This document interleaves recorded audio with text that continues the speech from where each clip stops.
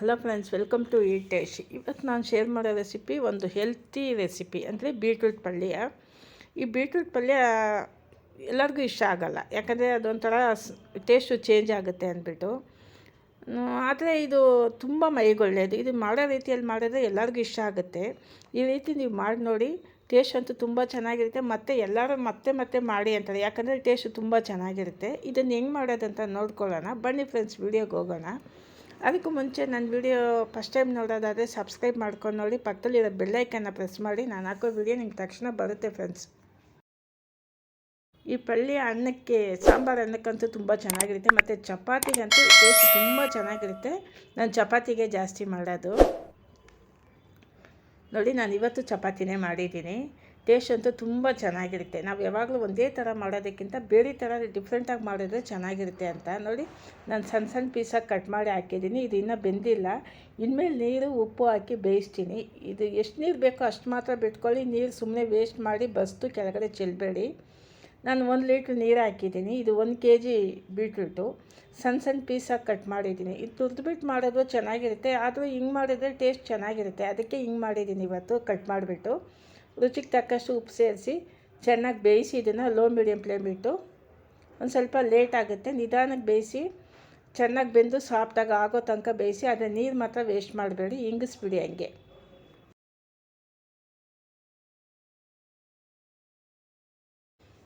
ನೀರು ಎಷ್ಟು ಬೇಕೋ ಅಷ್ಟು ಬಿಟ್ಕೊಳ್ಳಿ, ನೀರು ಮಾತ್ರ ಇಂಗಿಸ್ಬೇಡಿ. ಮತ್ತೆ ಮತ್ತೆ ಅದನ್ನೇ ಅಂತೀನಿ.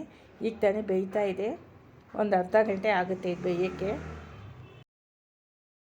ಬೀಟ್ರೂಟ್ ಬೇಯ್ತಾ ಇದೆ, ಅಷ್ಟು ಬೇಗ ಇದಕ್ಕೆ ಮಸಾಲ ರೆಡಿ ಮಾಡ್ಕೊಳ್ಳೋಣ. 1 ಹಿಡಿಯಷ್ಟು ಕಡಲೆಕಾಯಿ ಬೀಜ ಹುರಿದ್ಬಿಟ್ಟು ಆ ಮೇಲ್ಗಡೆ ಇರೋ ಒಟ್ಟೆಲ್ಲ ತೆಗೆದುಬಿಟ್ಟು ಇಟ್ಟಿದ್ದೀನಿ. ಒಂದು ಸ್ವಲ್ಪ ತೆಂಗಿನಕಾಯಿ ಅದ್ರ ಜೊತೆಗೆ ಒಂದು 6 ಮೆಣಸಿನ್ಕಾಯಿ, ಒಣಮೆಣ್ಸಿನ್ಕಾಯಿ. ನಿಮ್ಮ ಖಾರ ಜಾಸ್ತಿ ಬೇಕಾದರೆ ಇನ್ನೊಂದು ಸೇರಿಸ್ಕೋಬೋದು, ಇದು ಸರಿಯಾಗಿರುತ್ತೆ ಅಳತೆ. ಇದೆಲ್ಲ ಸೇರಿಸಿ ಮಿಕ್ಸಿಗೆ ನೈಸಾಗಿ ಪೌಡ್ರ್ ಥರ ಮಾಡ್ಕೊಳ್ಳಿ. ಇದನ್ನು ತುಂಬ ನೈಸಾಗಲ್ಲ, ಒಂದು 70-80% ಮಾಡ್ಕೊಳ್ಳಿ ಸಾಕು. ಈಗ ಒಂದು 3/4 ಭಾಗ ಬೆಂದಿದೆ ಬೀಟ್ರೂಟು. ಈಗ ನಾವು ಪೌಡ್ರ್ ಮಾಡಿರೋ ತೆಂಗಿನಕಾಯಿ ಮತ್ತು ಕಡಲೆಕಾಯಿ ಬೀಜ, ಮೆಣಸಿನ್ಕಾಯಿ 3 ಸೇರಿಸಿ ನಾವು ಪೌಡ್ರ್ ಮಾಡಿರೋದನ್ನು ಇದಕ್ಕೆ ಸೇರಿಸಿ ಮಿಕ್ಸ್ ಮಾಡ್ಕೊಳ್ಳಿ. ಒಂದು 70% ಬೆಂದಿದೆ, ನೀರು ಕಡಿಮೆ ಆಗಿದೆ. ಈಗ ಲೋ ಮೀಡಿಯಮ್ ಫ್ಲೇಮಲ್ಲಿ ಇರೋದನ್ನ ಸಿಮ್ಮಿಗೆ ಇಟ್ಬಿಟ್ಟು ಇದನ್ನು ಮಿಕ್ಸ್ ಮಾಡಿ. ಒಂದು ಸ್ವಲ್ಪ ನೀರು ಕಡಿಮೆ ಆಗ್ತಾ ಬರುತ್ತೆ, ಪೌಡ್ರ್ ಹಾಕಿದ ತಕ್ಷಣ ನೀರು ಕಡಿಮೆ ಆಗುತ್ತೆ. ಈಗ ಇದಕ್ಕೊಂದು ಒಗ್ಗರಣೆ ಕೊಡೋಣ. ಇದು ಸಿಮ್ಮಲ್ಲೇ ಇದೆ, ನಾನು ಇನ್ನೊಂದು ಕಡೆ ಒಗ್ಗರಣೆ ಮಾಡ್ಕೊಳ್ತೀನಿ. ಏನಿಲ್ಲ, ಮಾಮೂಲಿ ಎಣ್ಣೆ, ಸಾಸಿವೆ, ಈರುಳ್ಳಿ, ಬೆಳ್ಳುಳ್ಳಿ ಅಷ್ಟೇ. ಯಾಕಂದರೆ ಮೆಣಸಿನ್ಕಾಯಿ ನಾವು ಇದಕ್ಕೆ ಸೇರಿಸ್ಬಿಟ್ಟಿದ್ದೀವಿ.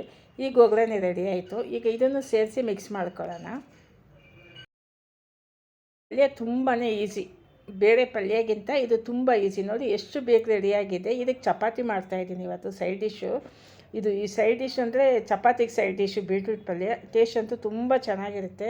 ನೀವು ಮಾಡಿ ನೋಡಿ, ನಿಮಗೆ ಗೊತ್ತಾಗುತ್ತೆ. ಇದು ಬೀನ್ಸ್ಗೂ ಮಾಡ್ಬೋದು, ಮತ್ತು ಎಳೆಕೋಸ್ಗೂ ಹಿಂಗೆ ಮಾಡ್ಬೋದು, ಚೆನ್ನಾಗಿರುತ್ತೆ ನೋಡಿ. ಒಗ್ಗರಣೆ ಎಲ್ಲ ರೆಡಿ ಆಯಿತು. ಈಗ ಚಪಾತಿ ಸೈಡ್ ಡಿಶ್ ಇದು ತುಂಬ ಚೆನ್ನಾಗಿರುತ್ತೆ ಟೇಸ್ಟು. ಫ್ರೆಂಡ್ಸ್, ಬೀಟ್ರೂಟ್ ಪಲ್ಯ ತುಂಬ ಚೆನ್ನಾಗಿ ರೆಡಿಯಾಗಿದೆ. ನಿಮಗೆ ಈ ವಿಡಿಯೋ ಇಷ್ಟ ಆದರೆ ಶೇರ್ ಮಾಡಿ, ಲೈಕ್ ಮಾಡಿ, ಸಬ್ಸ್ಕ್ರೈಬ್ ಮಾಡಿ ಫ್ರೆಂಡ್ಸ್. ಮುಂದಿನ ವೀಡಿಯೋದಲ್ಲಿ ನೋಡೋಣ.